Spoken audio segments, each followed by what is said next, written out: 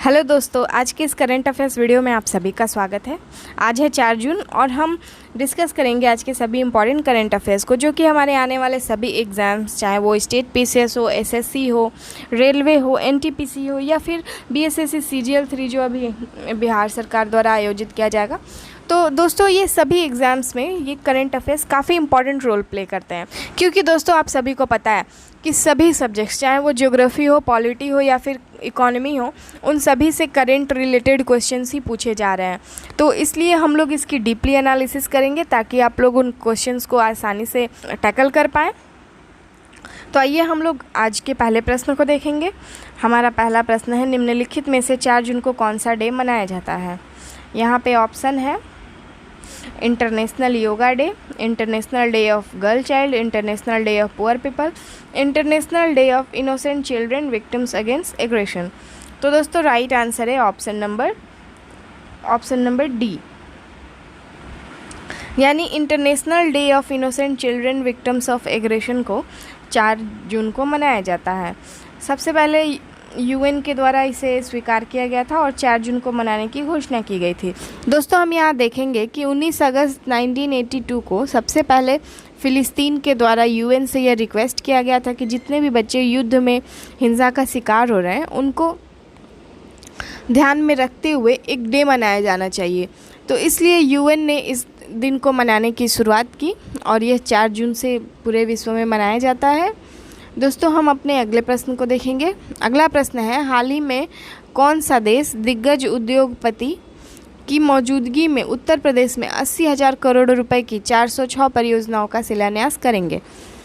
Option है प्रधानमंत्री नरेंद्र मोदी, अमित शाह, योगी आदित्यनाथ, सुषमा स्वराज। तो गाइज यहाँ राइट आंसर है ऑप्शन नंबर ए, यानी प्रधानमंत्री मोदी के द्वारा इसका उद्घाटन किया जाएगा। अनुमान है कि इस योजना की शुरुआत होने के बाद 5 लाख लोगों को रोजगार दिया जाएगा।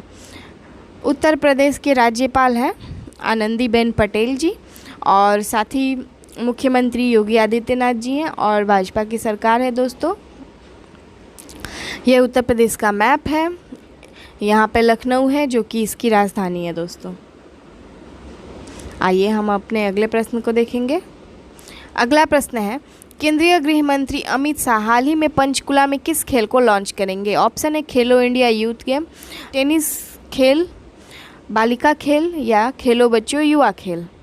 तो दोस्तों राइट आंसर है यहाँ ऑप्शन नंबर डी, यानी खेलो इंडिया युवा खेल को 4 से 13 जून तक आयोजित किया जा रहा है, जिसमें पूरे देश से लगभग 8,500 खिलाड़ी हिस्सा लेंगे और यह चौथा संस्करण है। दोस्तों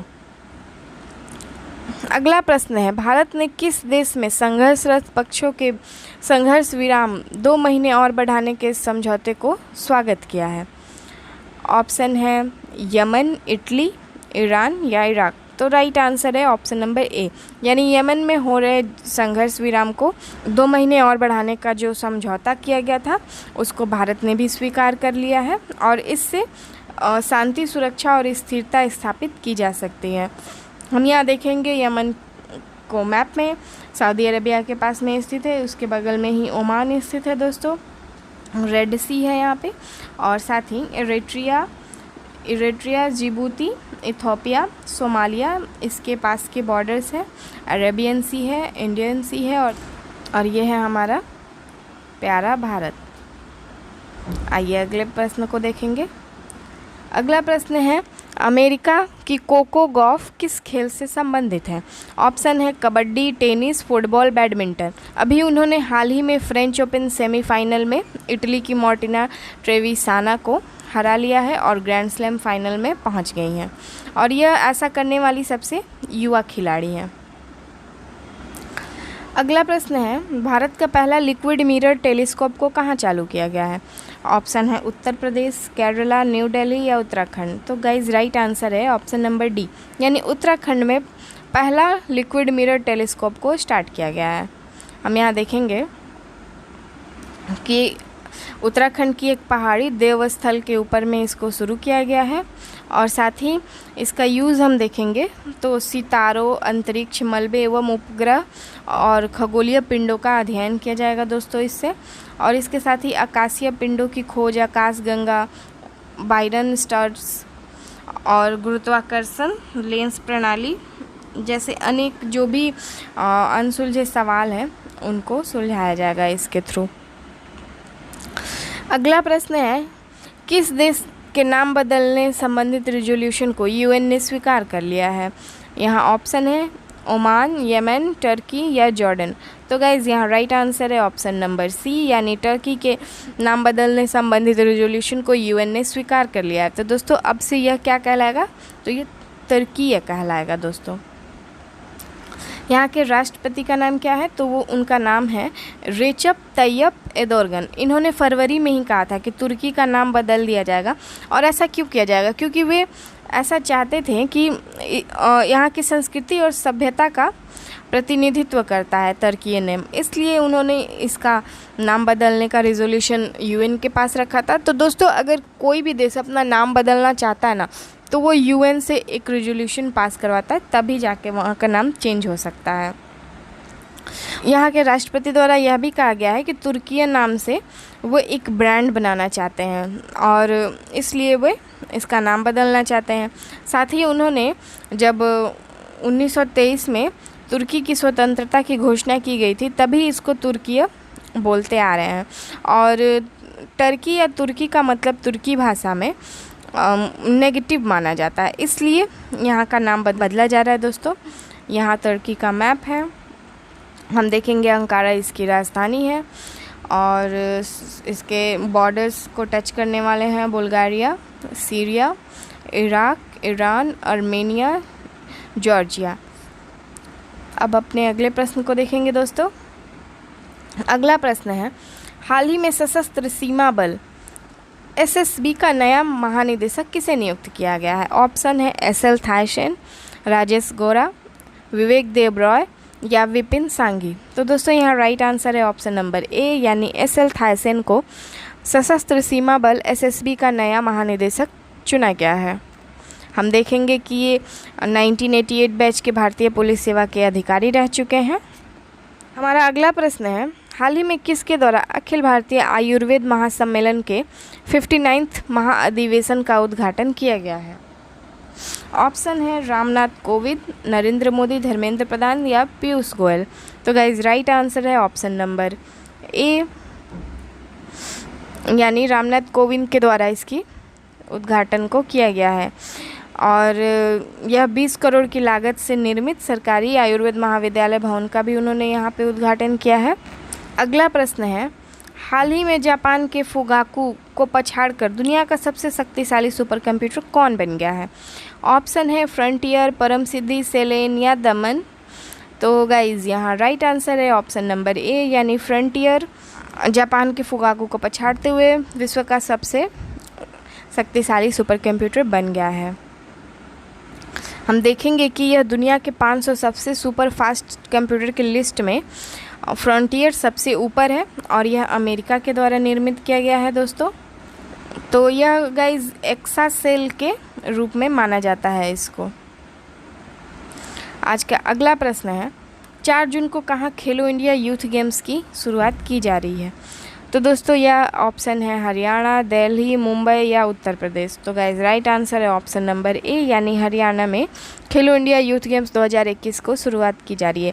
और यह दोस्तों 4था संस्करण है, यानी 4th एडिशन इसका शुरू हुआ है। यह 13 जून तक चलेगा। 18 वर्ष तक के आयु वर्ग वाले खिलाड़ी इसमें भाग लेंगे। 8,500 खिलाड़ी इसमें सम्मिलित होंगे दोस्तों।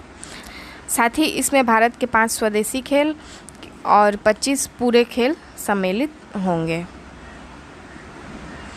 अगला प्रश्न है, छात्रों के भविष्य के लिए तैयार करने के लिए पीएम श्री स्कूल किसके द्वारा स्थापित किया जाएगा?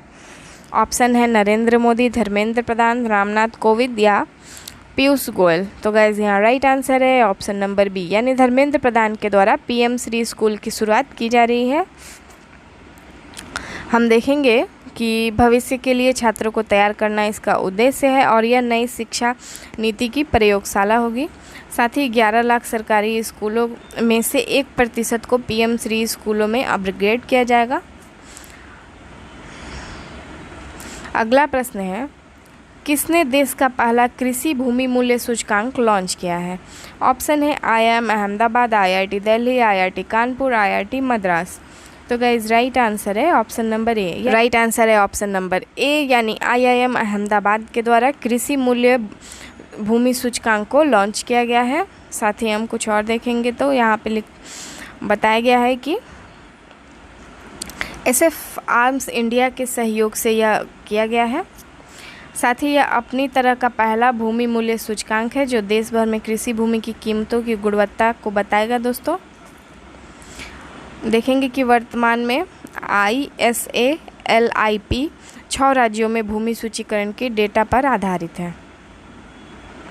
अगला प्रश्न है, विश्व साइकिल दिवस पर किसने राष्ट्रव्यापी India freedom rider cycle rally की शुरुआत की है? ऑप्शन है अर्जुन मुंडा, सुब्रमण्यम जयशंकर, नरेंद्र सिंह तोमर या अनुराग ठाकुर। तो गाइज यहाँ राइट आंसर है ऑप्शन नंबर डी, यानी अनुराग ठाकुर के द्वारा इसकी शुरुआत की गई है। आज का अगला और अंतिम प्रश्न है, निम्नलिखित में से किस सोशल मीडिया प्लेटफॉर्म पर लापता बच्चों को खोजने में मदद करने के लिए अलर्ट फीचर को लॉन्च किया गया है? ऑप्शन है मेटा, स्नैपचैट, व्हाट्सएप या इंस्टाग्राम। तो गाइज़ यहाँ राइट आंसर है ऑप्शन नंबर डी, यानी कि लापता बच्चों को खोजने में इंस्टाग्राम अब हेल्प करेगा। यह फ़ोटो शेयरिंग प्लेटफॉर्म है और इंस्टाग्राम एक एम्बर अलर्ट को लॉन्च करेगा जो कि लोगों को अपने क्षेत्र में खोए हुए बच्चों को नोटिस को दिखाएगा और इसको शेयर करने के लिए अनुमति देगा। यह फीचर लगभग 25 देशों में पूरी तरह से उपलब्ध हो जाएगा कुछ ही हफ्तों में दोस्तों, जिसमें से दक्षिण Africa, Taiwan, Ukraine, UK, US और USA शामिल है। निम्नलिखित में से किसने 2022 स्क्रिप्स नेशनल स्पेलिंग बी जीत लिया है?